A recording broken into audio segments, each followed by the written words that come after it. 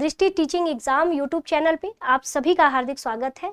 तो आपका रेलवे शिक्षक भर्ती के लिए बच्चों के कुछ महत्वपूर्ण सवाल थे, जिसमें से कुछ सवाल ये मेरे पास हैं और इसमें क्या है। तो सबसे पहला कि जैसे नोटिफिकेशन में दिया गया है, कहीं भी सीटेट का नाम नहीं है, हर जगह टेट जैसा शब्द का प्रयोग किया गया है। तो बच्चों के अंदर एक कंफ्यूजन क्रिएट हुआ है कि सीटेट है या टेट है। आखिर अगर कि भाई कोई ऐसा बच्चा है जैसे कि उसने यूपी टेट पास किया है लेकिन सीटेट पास नहीं है, तो ऐसे बच्चे के मन में जाहिर सी बात है कि ऐसा प्रश्न आएगा कि जगह जगह तो टेट लिखा हुआ है, तो क्या अगर मैं सीटेट क्वालिफाई नहीं भी हूँ तो क्या मैं ये फॉर्म भर सकती हूँ या मैं भर सकता हूँ। तो पहला प्रश्न ये है। दूसरा है कि बीएड आपका प्राथमिक में है या नहीं है, क्योंकि सबसे बड़ा कंफ्यूजन यही है, क्योंकि नोटिफिकेशन में साफ शब्दों में जहां पर प्राथमिक शिक्षक की सीटें दी गई हैं वहां पर जो योग्यता है ना, वहां पर ये सीधे दे दिया गया है कि आपका बीएड भी अगर है तो आप ये फॉर्म भर सकते हैं। तो ये दूसरा प्रश्न है। तीसरा ये है कि टीजीटी पीजीटी को लेकर के अगर किसी जैसे कि हिंदी टीजीटी, ठीक है, और साथ ही या फिर हिंदी से पीजीटी है, तो आखिर हमारे पास विषय की योग्यता क्या होनी चाहिए जिससे कि मैं टीजीटी और पीजीटी के फॉर्म को भर पाऊं। साथ ही साथ एक बच्चे का प्रश्न ये भी था कि अधिकतम कितने जोन जो है भर सकते हैं। फिर एक प्रश्न है सीटेट में कितने अंक होने चाहिए, चाहे टेट में, अब जो भी उसमें दिया है अभी हम लोग उस पर बात करेंगे। कितने अंक हैं जो कि हम क्या है फॉर्म भर सकते हैं। एक प्रश्न है डीएलएड वाले टीजीटी पीजीटी दे सकते हैं कि नहीं। सबसे बड़ा प्रश्न ये, क्योंकि पहली बार आपने सुना होगा कि डीएलएड वाले भी टीजीटी का पेपर दे सकते हैं, और ऐसा नहीं है। सिर्फ यहाँ नहीं, अभी राजस्थान में भी आपका सेकंड ग्रेड की शिक्षक भर्ती आई है, उसमें भी साफ तौर पे लिखा है बीएड के साथ डीएलएड भी जो है उस फॉर्म को भर सकता है। ठीक है, अब है अपीयरिंग वाले फॉर्म भर सकते हैं कि नहीं। ठीक है, तो इतनी बहुत महत्वपूर्ण, सबसे ये कहा जाए कि आपके रेलवे शिक्षक भर्ती में ये सबसे महत्वपूर्ण प्रश्न है। ठीक है, आइए अब हम एक एक का जवाब आपको देते हैं। पहला है कि सीटेट या टेट। तो वो टेट जरूर लिखा है, चूंकि आप जानते हो कि चाहे केवीएस हो, जो भी भर्ती सेंट्रल लेवल की होती है उसमें ये पूरा 100% चांस होता है कि वो सीटेट ही वैलिड मानते हैं, जबकि वो राज्य पर ये निर्भर होता है कि वो सीटेट को वैलिड माने अपने राज्य में या ना माने। जैसे राजस्थान जो है राज्य का ही एक एग्जांपल ले, वहां पर सीटेट को ना मान के उस राज्य की पात्रता परीक्षा होती है शिक्षक भर्ती की। तो अब चूंकि सेंट्रल लेवल का है तो ये मानिए कि सीटेट ही, कोई कंफ्यूजन नहीं है, 100% सीटेट ही वैलिड होगा।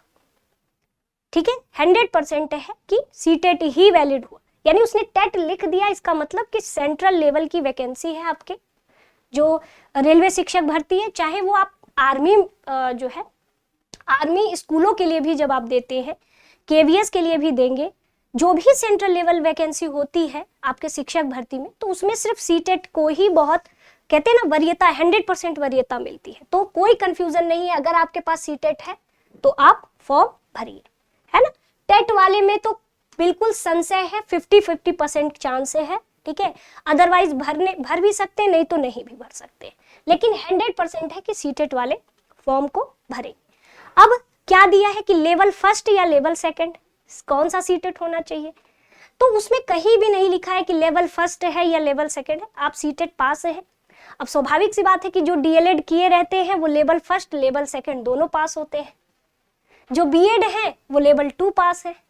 तो इसमें कहीं भी दिया नहीं है कि आप लेवल फर्स्ट या लेवल सेकंड, कौन सा लेवल आप सीटेट में पास है। ठीक, अब है बीएड प्राथमिक में है या नहीं। सबसे बड़ा, कुछ ऐसे बच्चे हैं वो कहेंगे नहीं, एकदम जो है बीएड शामिल है।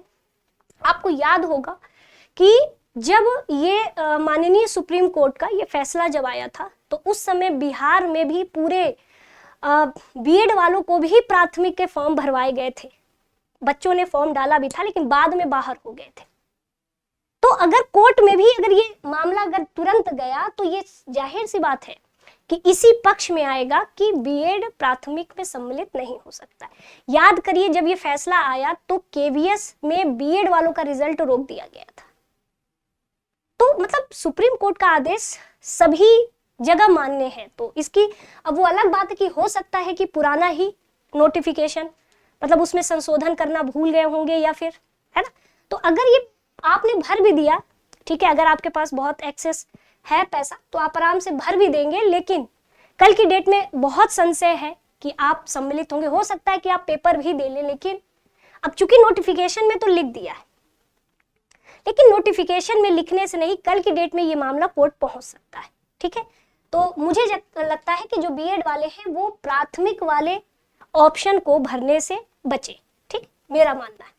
तो ये है कि कुल मिला के ये चांस है कि भले नोटिफिकेशन में है, लेकिन आगे इसका भविष्य मुझे नहीं दिख रहा है, क्योंकि जब केवीएस में रिजल्ट को रोक दिया गया था फिर बाद में बीएड सम्मिलित नहीं हो पाया था, चाहे वो बिहार की बात करें चाहे वो आपके केवीएस एग्जाम की बात करें। ठीक है, तो अब नेक्स्ट है टीजीटी पीजीटी विषय योग्यता। अभी हम लोग इस पर बात करेंगे। अधिकतम कितने जोन अप्लाई कर सकते हैं, जैसे कि मैंने एक जोन डाला। अगर आप डीएलएड हैं तो डीएलएड वाले क्या है, अगर डीएलएड वाले ग्रेजुएट हैं और ग्रेजुएट के साथ साथ सीटेट पास है तो वो भी टीजीटी के विषयों में जितने भी भाई टीजीटी का वो भी ऑप्शन जो है भर सकते हैं, और प्राइमरी के लिए तो ऑप्शन भरेंगे ही भरेंगे।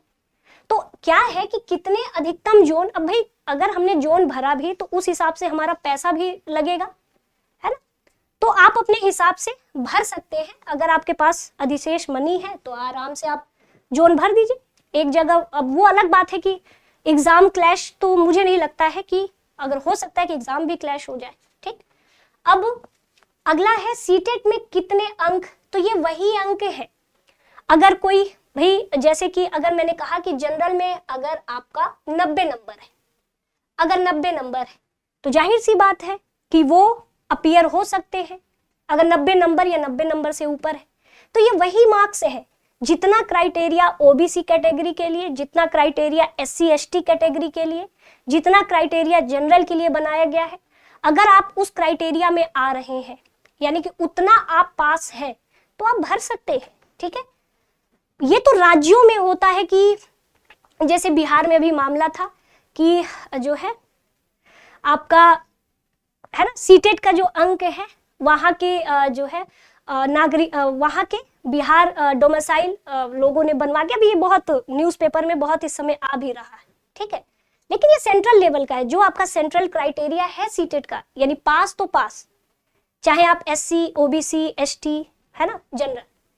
अब डीएलएड वाले टीजीटी पीजीटी, तो देखिए बात करें अगर डीएलएड की तो डीएलएड प्लस अगर आप ग्रेजुएशन है और साथ में आप सीटेट पास है तो आप भर सकते हैं। अब वो अलग बात है कि ग्रेजुएशन में आपका क्या विषय है क्या नहीं है, उस पर हम लोग बात करेंगे। अगर जिस विषय का आपको भरना है उस विषय से आप ग्रेजुएशन में आपका विषय रहा है, भले आप डीएलएड हैं आप भर सकते हैं। साथ में बीएड वाले तो भरेंगे ही भरेंगे, है ना, बीएड वाले तो भरेंगे ही भरेंगे, लेकिन हाँ डीएलएड वाले पीजीटी में सम्मिलित नहीं होंगे।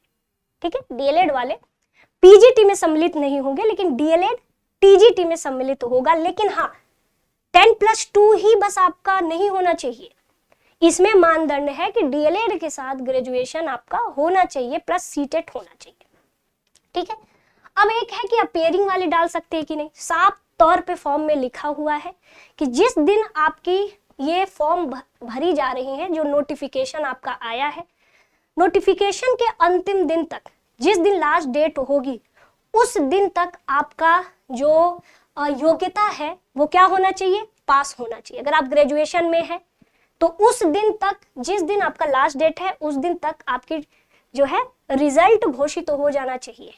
अगर आप डीएलएड में हैं तो भी रिजल्ट घोषित हो जाना चाहिए। अगर आप बीएड कर रहे हैं तब भी आपका जो रिजल्ट है वो घोषित हो जाना चाहिए। ठीक है, तो एक तरह से अपेयरिंग नहीं ही मान के चल रहे हैं। ठीक है, तो ये सब है। अब आते हैं थोड़ी सी, अब देखते हैं प्राथमिक शिक्षक, अगर मैं बात करूं हिंदी मीडियम, है ना, हिंदी मीडियम अंग्रेजी मीडियम, इसमें दो क्राइटेरिया अलग अलग है। अब देखिए कम से कम 50% से आपका क्या होना चाहिए, 12th होना चाहिए, और साथ ही साथ 2 वर्ष का क्या होना चाहिए, डिप्लोमा होना चाहिए। अब आपके यहाँ या तो बीटीसी बोलते हो या डीएलएड बोलते हो। अगर आपके पास ये है तो आप प्राइमरी वाला जो फॉर्म है भर सकते हैं, ठीक है। अब साथ में सबसे ज्यादा कंफ्यूजन क्रिएट कर रहा है आपका कौन सा, यहाँ पर दिया है एक जगह, हाँ बीएड, कम से कम 50% अंक के साथ स्नातक होना चाहिए और बैचलर ऑफ एजुकेशन। तो अब यही बस कंफ्यूजन क्रिएट कर रहा है, लेकिन आप ये संशय की स्थिति में मत रखिए, ये किस ग्राउंड पर बीएड को प्राइमरी में सम्मिलित करेंगे ये आप भी जानते हो, कोई अभी ग्राउंड ही नहीं है, ठीक है। तो इसीलिए इसको हम लोग ना मान के चलते हैं। कोई कह रहा है कि नहीं बीएड भी सम्मिलित तो होंगे, तो अब किस ग्राउंड पे सम्मिलित होंगे अभी यही नहीं पता है ना, मतलब कोई है ही नहीं ना, किसी केस को नहीं दिखा सकते कि कहां जहां बीएड को सम्मिलित किया गया। अब है यहाँ पर टीजीटी इतिहास के लिए, अगर हम टीजीटी हिस्ट्री की बात करें, है ना, हिस्ट्री की बात करें, तो अगर जैसे कि आपके पास अगर डीएलएड है ना, डीएलएड है लिखा है ना 2 वर्षीय डीएलएड है, अथवा आप बीएड है, दोनों है, और अगर आपका स्नातक इतिहास में आपने ग्रेजुएशन किया है, भाई लास्ट ईयर में आपका सब्जेक्ट हिस्ट्री होगा, है ना, तो उसको माना जाता है कि भाई लास्ट ईयर में जो 2 सब्जेक्ट होते हैं वही माना जाता है कि भाई मैंने ग्रेजुएशन उसी विषय से किया है। और इतिहास में या तो अगर आपकी पीजी, आपने डीएलएड किया है प्लस में आप पीजी भी हैं, और आप क्या है हिस्ट्री से पीजी, यानी कि अगर, क्योंकि आप जानते हो कि ये सब ह्यूमैनिटी के सब्जेक्ट होते हैं, और इतिहास पीजी वही करता है जो कि जिसका ग्रेजुएशन में हिस्ट्री सब्जेक्ट रहा लास्ट ईयर में, तो इसका मतलब कि लास्ट ईयर में आपका हिस्ट्री होना चाहिए, चाहे आप डीएलएड हो चाहे बीएड हो। अगर ग्रेजुएशन में आपका लास्ट ईयर में हिस्ट्री सब्जेक्ट है तो आप कर सकते हैं, प्लस में सीटेट पास।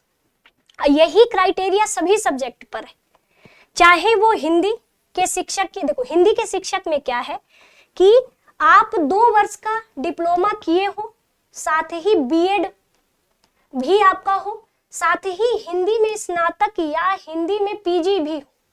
हिंदी सब्जेक्ट से अगर आपने पीजी किया है या फिर हिंदी सब्जेक्ट से आप ग्रेजुएट हैं, तो चाहे आप डीएलएड हो बीएड हो, आप फॉर्म भर सकते हैं, ठीक। ये हिंदी के टीचर। और गृह विज्ञान के लिए तो बहुत है, किसी भी मान्यता प्राप्त संस्थान से गृह विज्ञान में आपने डिप्लोमा किया हो या फिर गृह विज्ञान से आप ग्रेजुएट हो, ठीक है, या आपने बीएससी किया हो होम साइंस से, है ना, तो आप फॉर्म भर सकते हैं।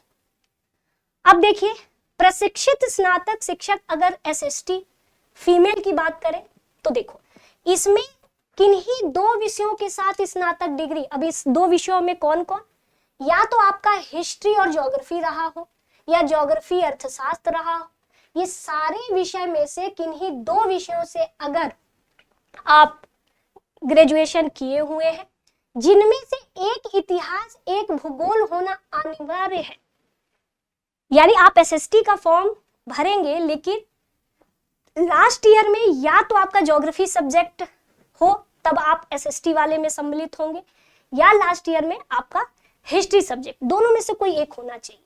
अगर आप हिस्ट्री के साथ इकोनॉमी है तो आप फॉर्म भर सकते हैं, या ज्योग्राफी के साथ इकोनॉमी या ज्योग्राफी के साथ पॉलिटिकल साइंस हो तब आप फॉर्म भर सकते हैं। और साथ ही 2 साल का आपके पास अगर डीएलएड है या बीएड है तो आप फॉर्म भर सकते हैं, ठीक है। लिखा है इसमें कि किन्हीं 2 विषयों के साथ, वही चीज है कि दोनों में से, इतिहास और भूगोल में से एक विषय होना चाहिए, या फिर आप इतिहास से या ज्योग्राफी अर्थशास्त्र या राजनीतिक विज्ञान में आप पीजी हो। अगर आपके पास कुछ भी नहीं है, आपने ग्रेजुएशन किसी भी सब्जेक्ट से किया है, लेकिन अगर आप मास्टर्स ज्योग्राफी में है और मास्टर्स ज्योग्राफी के साथ आपका बीएड है या बीएड के साथ आपका क्या है डीएलएड है, तब भी आप एसएसटी वाला फॉर्म भर सकते हैं। ये सब आपका क्राइटेरिया। अब विज्ञान की बात करें तो वही चीज है, लास्ट ईयर में आपके पास या तो जूलॉजी हो या केमिस्ट्री हो, या जूलॉजी बॉटनी हो या बॉटनी केमिस्ट्री हो, तो आप बायोलॉजी से टीजीटी भर सकते हैं, साथ ही आपका डीएलएड या बीएड होना चाहिए। अगर ये है या फिर अगर स्नातक को हटा दिया जाए, अगर आपका सब्जेक्ट कॉम्बिनेशन नहीं हो पा रहा है, तो भाई यहाँ पर लिखा है कि पीजी की डिग्री भी अगर आपका बॉटनी से पीजी है, जूलॉजी से पीजी है, रसायन से पीजी है, भौतिक से अगर पीजी है, तो भी आप फॉर्म भर सकते हैं। ठीक है, तो ये था आपका क्राइटेरिया और सेम टू सेम सबका लगभग एक ही जैसा है। अब एक पीजीटी की बात कर ले रहे हैं। यदि आपका भूगोल से आप क्या टीजीटी, तो सेम वही चीज है ना, लगभग सबका क्राइटेरिया एक है। अब थोड़ा पीजीटी की बात करते हैं। पीजीटी फिजिक्स से, तो भौतिक विज्ञान में आपका वही है कि एमएससी होना चाहिए। देखो पीजीटी में क्या है, सीटेट अनिवार्य नहीं है आपका। पीजी जिस सब्जेक्ट से आपने पीजी किया है उस सब्जेक्ट से आप पीजीटी डाल सकते हो, साथ में बीएड होना अनिवार्य है। ये तो सेम इसका भी देखा जाए तो थोड़ा सा, अब जैसे समाज शास्त्र है तो समाज शास्त्र में कुल मिला के 50% से आपकी क्या होना चाहिए, एमए सोशियोलॉजी से होना चाहिए, साथ में आपका बीएड या उसके समकक्ष डिग्री, और हिंदी और अंग्रेजी दोनों में आप पढ़ा सकते हो, और साथ ही कंप्यूटर का ज्ञान। तो लगभग मेरे प्यारे बच्चों अगर मैंने एक बात कह दी तो उससे आप अनुमान लगा सकते हो। अब जैसे गणित और साइंस के टीचरों की बात करें तो क्या है, गणित में स्नातक डिग्री या फिर 2 साल का आपका डीएलएड या बीएड है ना, या फिर गणित में स्नातक डिग्री या फिर गणित में पीजी होना चाहिए। तो आप क्या कर सकते हो, टीजीटी मैथ से भर सकते हो। पीसीबी यानी फिजिक्स केमिस्ट्री बायोलॉजी से, तो पीसीबी में स्नातक यानी कि स्नातक में अगर आपका केमिस्ट्री या बायोलॉजी में से कोई सब्जेक्ट है, जैसे कि जूलॉजी और केमिस्ट्री हो गया, तब भी आप, और साथ में 2 साल का डिप्लोमा हो, तो आप टीजीटी पीसीबी सब्जेक्ट से फिजिक्स केमिस्ट्री बायोलॉजी से आप भर सकते हो। तो ये सब अलग अलग क्राइटेरिया है, लगभग सबका मिलता जुलता है, बस पीजीटी का क्राइटेरिया थोड़ा अलग है। तो ये था मेरे प्यारे बच्चों आपके महत्वपूर्ण सवालों का जवाब। निगेटिव मार्किंग है ही, ठीक है, निगेटिव मार्किंग है ही। इसमें जो 100 नंबर है, 100 नंबर से जो 50% आना है वो टीजीटी पीजीटी का कॉमन सिलेबस है, ठीक है, ये ध्यान रखिएगा। तो ये आपके जो महत्वपूर्ण सवाल आपने भेजे थे उसी का जवाब है।